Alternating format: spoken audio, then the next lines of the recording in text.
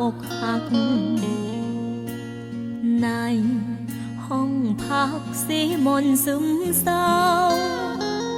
มอนเปื้อนน้ำตา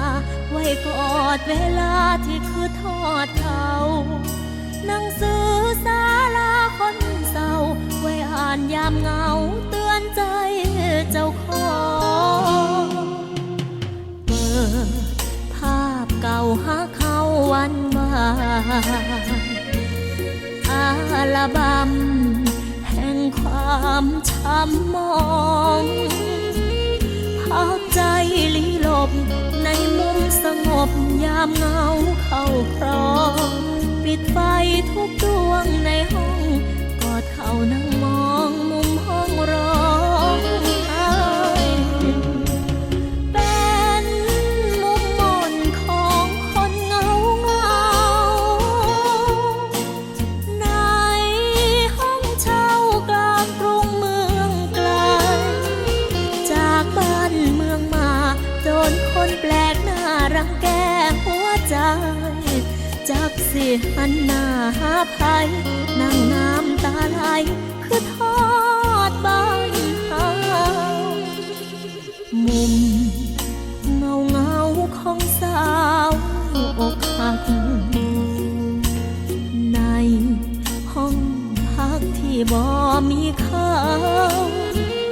ฟังเพลงซึ้งก็แห้งคิดถึงเขาหลายกว่าเก่ามุมงามเมื่อยามมีเขากลายเป็นมุมเงายามเขาบ่มา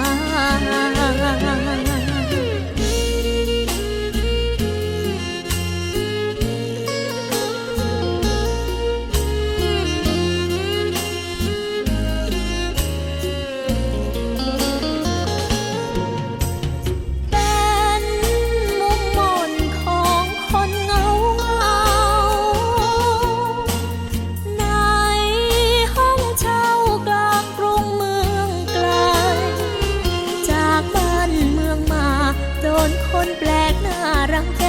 หัวใจจักสิหันหน้าหาภัยนั่งน้ำตาไหลคือทอดบ้านเฮามุมเงาของสาวอกหัก